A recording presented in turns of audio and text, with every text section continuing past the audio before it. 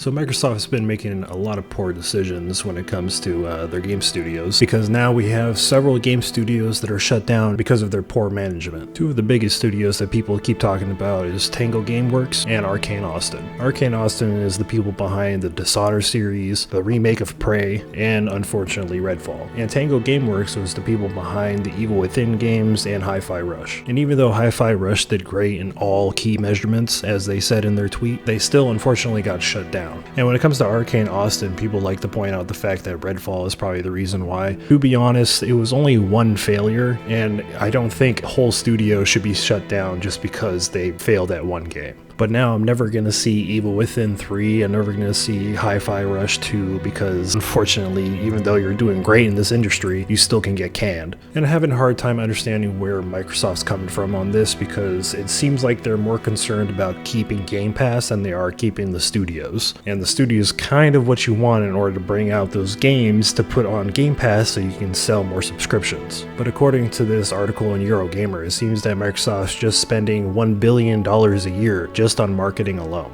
which when it comes to Game Pass sales, it's helping them very little. See, the problem is that they're only focusing on Game Pass and just saying whatever to the consoles. But the consoles is something you want to market as well, because that's what's really going to drive up those Game Pass sales. And I can tell you from my own personal experience that I do not want to get a console, because why would I? It's on Game Pass, Game Pass is on PC, there's no reason for me to get a console. And if Microsoft needs smaller games with prestige, why are we getting rid of the smaller developers that gave them those prestige? Same thing when it comes to the Japanese market, because they've been wanting to get into the Japanese market for a while, now they got rid of their only Japanese studio. And here's the thing, right? When it comes to Nintendo, I never really hear anything about layoffs from them. And this seems to be primarily an American issue, because the CEOs aren't really taking pay cuts.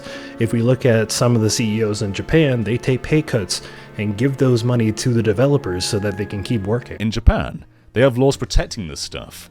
You can't just lay off staff because you're growing but not growing enough. First, you must cut costs elsewhere, whether that be executive salary or budgets or working hours. And if that sounds familiar, that is exactly what Satoru Iwata did in the Wii U era. Iwata cut his pay in half. To put this in further context, Nintendo already earn a far lower wage than many Western studios. Furukawa, the current CEO of Nintendo, made $2.51 million US. Miyamoto made $2.2 million US. In 2021, Bobby Kotick of Activision made $154 million. And he made double that in 2023. Andrew Wilson made $34.7 million. And that's actually really ballsy, because Japan's economy is probably worse than America's economy right now. Its GDP contracted to 4.2 trillion US dollars, or about 591 trillion yen in 2023. Falling behind Germany, China, and the US at the top spots. So when I see articles that say that Phil is probably having a hard time with having to axe some of these companies, I really don't give a shit, because if he truly cared about these companies, he would actually take a pay cut so that way he can keep these guys. But he does need his 15th yacht, so. And I don't want to hear anybody defending Phil, because if Jim Ryan can go over to PlayStation London, take a picture with them being all smiling and shit, and then shut them down not long after, and everybody bitches about him, we need to put the same standard on Phil.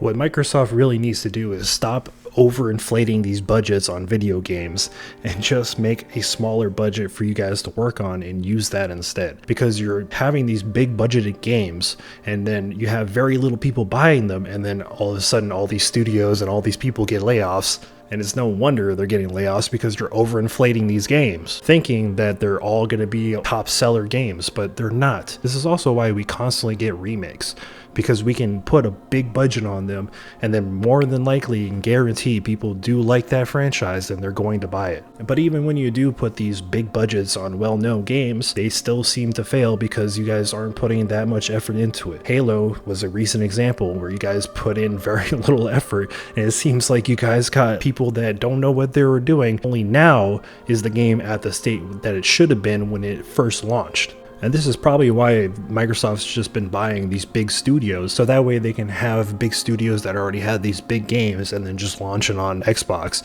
and then just say, hey, we got some great games even though it wasn't theirs to begin with. Because every single time there's a game that they're trying to release, it seems to always be held back by some developer hell. State of Decay 3, I've been waiting for that for a while. The first trailer of that dropped sometime in I think 2018, and we haven't seen a single thing of it since. Hellblade 2, I'm pretty sure you guys didn't realize that was coming out pretty soon. I'm still pretty excited for it, but it seems like Microsoft isn't really wanting to advertise for this game, and it's making me very worried for Ninja Theory because they may be next, and we've already seen it with Hi-Fi Rush. Doesn't matter if they were to bring out Hellblade 2 and it does amazingly all of a sudden, they're going to get axed. And this is how you form mistrust within your own industry, because not only is your employees going to try and find work elsewhere, because even if they do well, they're going to get axed. But let's just say Microsoft tries to acquire another company. Do you think that company really wants to get purchased by Microsoft? Microsoft may throw a bunch of money at them, but they're more than likely going to say no, because all the employees are just going to leave because they know regardless of what they do, they will get canned. Not too long ago, I ended up making a video talking about whether Xbox is going to be dead within the next 10 years or so, and something didn't sit right with me, so I ended up taking that video down. Now I can see why that ended up sitting wrong with me, but who knows, maybe Xbox can turn this around, but more than likely not. The recent leaks have been suggesting that they're going to be putting Call of Duty on Game Pass, and I don't think it's going to save them as much as they think they're going to get saved.